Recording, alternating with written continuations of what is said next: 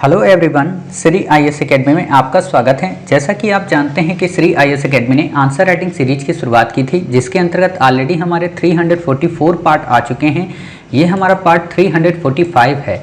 अपने इस पार्ट में हम देखेंगे कि आपके द्वारा हमारे टेलीग्राम चैनल पर किस प्रकार का प्रश्न लिखकर भेजा गया, उसे आपने किस तरीके से लिखा और वास्तव में आपको उसमें किन किन बिंदुओं को ऐड करने की आवश्यकता है। तो चलिए शुरू करते हैं। जैसा कि आप देख रहे हैं, ये प्रश्न आपके द्वारा हमारे टेलीग्राम चैनल पर लिखकर भेजा गया है। तो सबसे पहले हम आपके इस प्रश्न को पढ़ेंगे, आपके उत्तर को पढ़ेंगे और देखेंगे कि वास्तव में इसे आपने कैसे लिखा है और इसमें किन किन बिंदुओं को ऐड करने की आवश्यकता है। काफ़ी अच्छा आपका प्रश्न है कि सहानुभूति से आप क्या हैं, सहानुभूति से आप क्या नहीं, सहानुभूति से आप क्या समझते हैं, या तो ये होगा या फिर ये होगा कि सहानुभूति क्या होती है। ठीक है, सहानुभूति से आप क्या समझते हैं, उदाहरण सहित समझाइए। वर्तमान परिस्थितियों में सिविल सेवकों के लिए किस प्रकार से प्रासंगिक है, चर्चा कीजिए। आपने उत्तर लिखा, सहानुभूति किसी अन्य के दर्द तथा आंतरिक संवेगों को समझने का अनुभव है और उसको तार्किक मदद पहुंचाना है। यह बुद्धि द्वारा संचालित होती है, अर्थात तथ्यों को सत्य असत्य की कसौटी पर परखा जाता है। जैसे वर्तमान महामारी काल में बहुत से बच्चे अनाथ हो गए तो सरकार द्वारा सहानुभूति पूर्वक उनकी शिक्षा पालन पोषण की घोषणा की गई, लेकिन इस आपदा में अवसर तराशने वाले लोगों के प्रति सहानुभूति नहीं होती, क्योंकि हमारी बुद्धि सत्य के स्वरूप को समझती है। वर्तमान परिदृश्य में सिविल सेवकों को अधिक धैर्य रखने और अपने स्वभाव और कार्यों को नियंत्रण में रखने की आवश्यकता होती है, क्योंकि कोई कार्यवाही करने से पहले दूसरे पक्ष की दलीलें सुनना आवश्यक है। इसी प्रकार लोक कल्याण एक सिविल सेवक के कर्तव्य का एक महत्वपूर्ण हिस्सा है। वह निर्णय लेने के लिए उत्तरदायी है जो नागरिकों के जीवन को बेहतर बनाने में मदद करता है। कोरोना की प्रथम लहर में भीलवाड़ा मॉडल सिविल सेवकों की त्वरित एक सहानुभूतिपरक कार्य प्रणाली को चरितार्थ करता है। इसके अतिरिक्त एक सार्वजनिक अधिकारी सहानुभूतिपूर्वक शक्तियों के दुरुपयोग को रोकता है, जिससे समाज में समानता बनी रहती है। प्रशासनिक सेवा एक ऐसा मंच है जहाँ विविध राय और विचारों का अनुभव करने की अधिक संभावना है। यदि किसी प्रशासनिक अधिकारी के निर्णयों के बारे में विविध राय हो तो सार्वजनिक अधिकारी उत्तेजित हो जाते हैं। ऐसे समय में सहानुभूति ऐसी स्थितियों में निपटने की क्षमता देगी। अतः एक सिविल सेवक को उसके कर्तव्यों के पालन के लिए प्रदान की जाने वाली सहानुभूति के महत्व का निरीक्षण कर सकते हैं। सहानुभूति एक समग्र अधिकारी बनाती है जो किसी भी तरह की स्थिति को संभालने के लिए सुसज्जित होता है। देखिए, आपने उत्तर अच्छा लिखा है, लेकिन यही है ना कि इसको थोड़ा और भाषा शैली में मॉडिफाई कीजिए। मतलब आपने जितनी भी बातें लिखी ना, लिखना यही है, सब कुछ यही लिखना है, लेकिन कुछ जगह पे जो शब्दों की शब्दावलियां हैं उनको थोड़ा सा और परिमार्जित करिए, परिष्कृत करिए उन्हें। जैसे कि यहाँ पे आपने भीलवाड़ा मॉडल तो लिख दिया, ये पॉजिटिव इम्पैक्ट था। निगेटिव इम्पैक्ट वाला भी एक दो एग्जाम्पल बता दीजिए। जैसे कि आप तेलंगाना में कह रहा हूँ कि आप तेलंगाना के कलेक्टर का आप जिक्र कर सकते हैं, जो मैं ऑलरेडी आप लोगों को कई बार बता चुका हूं कि किस तरीके से बूढ़ी अम्मा का पेंशन मतलब पॉजिटिव के रूप में बताना है आपको। ठीक है, आप त्रिपुरा के कलेक्टर साहब का निगेटिव में डाल सकते हैं, क्योंकि अगर उनके अंदर सहानुभूति होती तो वो विवाह समारोह को ऐसा तोड़ ताड़ कर मत चले जाते। ठीक है ना, मतलब विवाह समारोह में जो उन्होंने एक तरीके से उद्दंडता का बर्ताव किया वो उन्हें नहीं करना चाहिए था। सहानुभूति तो नहीं थी भाई। एक विवाह किसी का भी हो, मान लीजिए वो बात अलग है कि वो किसी बहुत रईस पॉलिटिकल पार्टी की बेटी का विवाह था, ठीक है, लेकिन इम्पॉर्टेंट ये हो जाता है ना कि किसी का भी विवाह हो। अब सोचिए उस लड़की के इमोशंस, उसकी फीलिंग, यहाँ तक कि उस लड़के के ऊपर क्या बीत रही होगी। पूरी सोसाइटी में, पूरे समाज में उनकी चर्चा हो गई। तो विवाह एक काफ़ी अच्छी सामाजिक परंपरा है और उसको इस तरीके से अपमानित करना एक सिविल सेवक के द्वारा शोभा नहीं देता। ये बात अलग है कि वहाँ कानून का उल्लंघन हुआ था, लेकिन नैतिकता का तो उल्लंघन नहीं हुआ था ना। आप नैतिकता का तो उल्लंघन मत करते। तो ये बातें होनी चाहिए। जैसे अगर मान लीजिए वहाँ पे कोई कलेक्टर साहब से बदतमीजी से बातचीत करती, कोई महिला बात करती या कोई व्यक्ति बात करता, तो वहाँ पे ये कहा जा सकता था कि कानूनी रूप से भी गलत हैं और नैतिक रूप से भी गलत हैं। और आपको पता होना चाहिए कि यूपीएससी ने एक बार क्वेश्चन भी पूछा है कि कई बार हम कानूनी रूप से गलत होते हैं लेकिन कई बार नैतिक रूप से सही होते हैं। तो आपको ऐसी जगह पे भी ये चीज़ें सोचनी पड़ेंगी। सॉरी, आपको मैं क्यों कह रहा हूँ, उन कलेक्टर साहब को मैं कह रहा हूँ।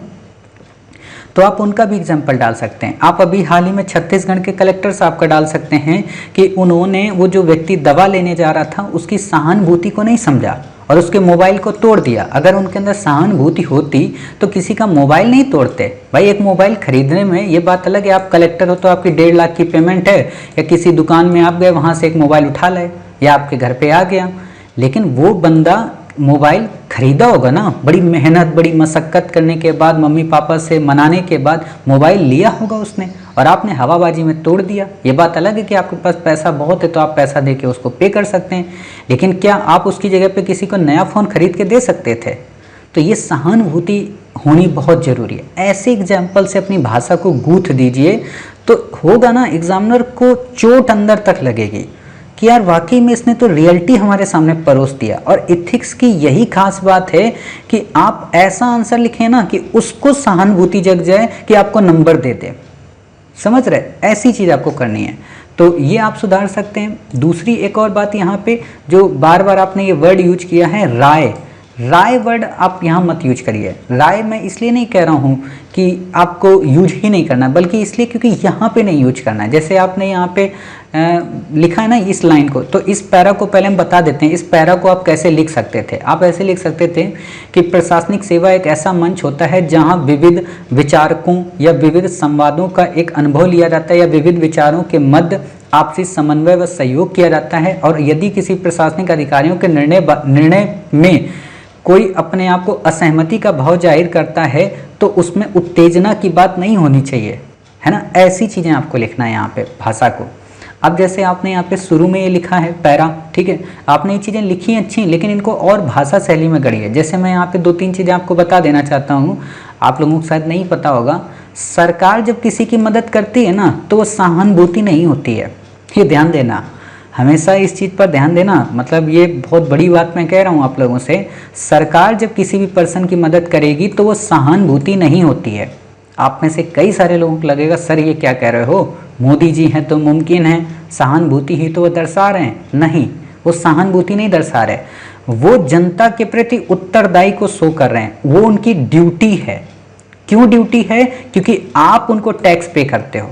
अब आप में से कोई गरीब बच्चा ये कहेगा कि साहब हमने तो आज तक जीवन में टैक्स नहीं दिया, तो आपको ये भ्रम है। आपने डायरेक्ट टैक्स भले ना दिया हो, इनडायरेक्ट टैक्स जरूर दिया है। और जीएसटी के मामले में तो आप टैक्स दे ही रहे हो ना। कोई प्रोडक्ट परचेज करते हो तो आप उस पर टैक्स तो देते हो। किसी संस्थान में आप एडमिशन लेते हो तो आपको पता होना चाहिए 18% आपका टैक्स जाता है उस पर, जीएसटी का। सोचिए अगर आपने 1 लाख की फीस भरी है तो उसमें 18,000 आप भारत सरकार को देते हो।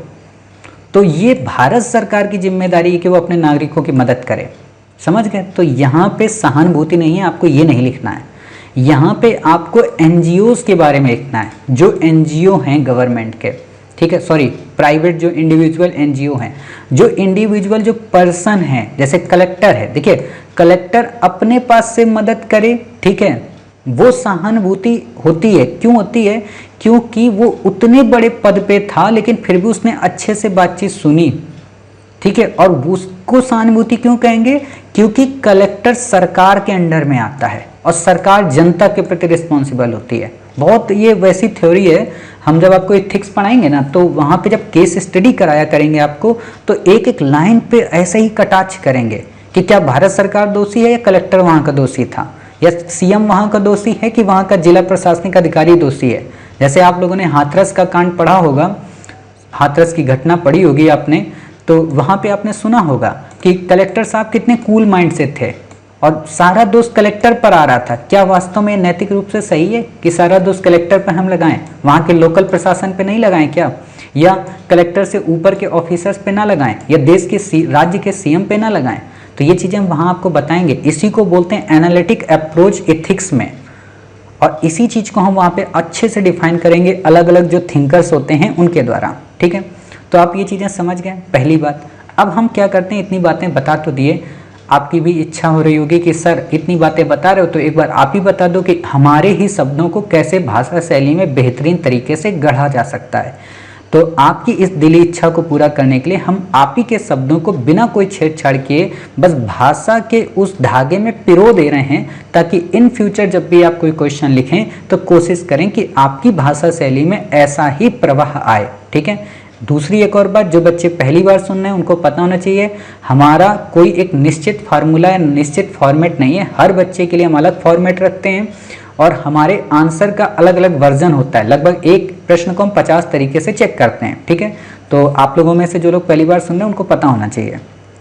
तो बताते हैं इसका उत्तर आपको कैसे लिखना है। आप ऐसे लिख सकते हैं, जैसे क्वेश्चन पूछा ना, सहानुभूति से आप क्या समझते हैं, उदाहरण से समझाइए। ऐसे ही आप बता दीजिए, सहानुभूति किसी अन्य के, सॉरी ऐसे नहीं बताना है, सहानुभूति किसी दूसरे के दर्द, उसकी आंतरिक संवेदना को समझने का एक अनुभव है जिसे तार्किकता के माध्यम से मदद पहुंचा पाते हैं। वास्तव में ये बुद्धि द्वारा संचालित होती तथा तथ्यों व तर्कों के माध्यम से सत्य और असत्य की कसौटी को परखती है। हालिया समय में देखें तो कोविड-19 के पैंडेमिक के समय में न जाने कितने सोशल वर्कर, कितने सामाजिक संस्थाएं और न जाने कितने सेल्फ हेल्प ग्रुप्स ने लोगों की बढ़ चढ़कर मदद की, भले ही वो कितने ही संपन्न हो। चाहे हम फिल्म अभिनेताओं को देखें या फिर राजनीतिक गलियारों के कई सारे सेवकों को देखें। राजनीतिक गलियारों का मतलब यहाँ पे ये हो जाता है, जरूरी नहीं कि वो सरकार ही में थे, सरकार के अपोजिट में भी थे। जैसे आप लोगों ने देखा होगा कि दिल्ली में कांग्रेस के एक मिनिस्टर हैं, उन्होंने ऑक्सीजन सिलेंडर अपने पैसे से वो किया था, जो उनको पैसा, सांसद का जो पैसा आता ना पेमेंट, उस पे उन्होंने वो किया था, पेंशन जिस पे आती है, काफ़ी ज़्यादा चर्चा में रहे थे वो। तो आप उनको बता सकते हैं राजनीतिक गलियार, मतलब उनका नाम मत लिखिए, लेकिन राजनीतिक गलियारों के द्वारा जो मदद प्रोवाइड की गई, साथ ही समाज के कई उच्च वर्ग और निम्न वर्ग के द्वारा, उच्च वर्ग और मध्यम वर्ग के द्वारा जिस तरीके से कोविड की पैंडेमिक की प्रथम लहर में बढ़ चढ़कर लंगर की व्यवस्था की गई, वो कहीं ना कहीं सहानुभूति को प्रदर्शित करती है। दूसरी लहर की अगर हम बात करें तो जिस तरीके से सिख समुदाय के द्वारा या जिस तरीके से एक ऑटो रिक्शा वाले एम्बुलेंस के द्वारा लोगों की संवेदना को समझा गया, वो वास्तव में सहानुभूति का बेहतरीन उदाहरण है।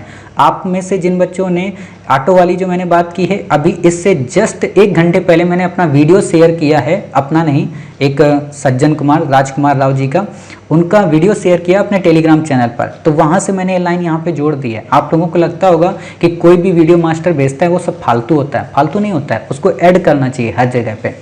तो मैंने आपको बता दिया, आप वो ऑटो रिक्शा वाले का यहाँ जिक्र कर सकते हैं, ठीक है, वो सहानुभूति का एक उदाहरण है।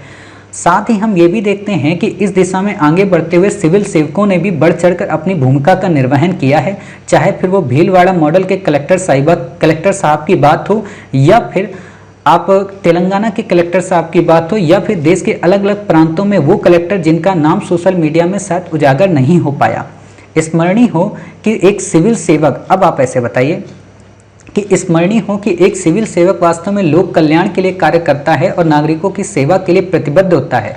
उसके लिए ये सबसे बड़ी जिम्मेदारी होती है कि विपरीत से विपरीत परिस्थिति में भी वो अपनी सहानुभूति को न खोए और एक सहानुभूति परक प्रशासनिक ऑफिसर बनकर देश की संवेदना में, देश की भावना में अपने आप को सहभागी बनाए।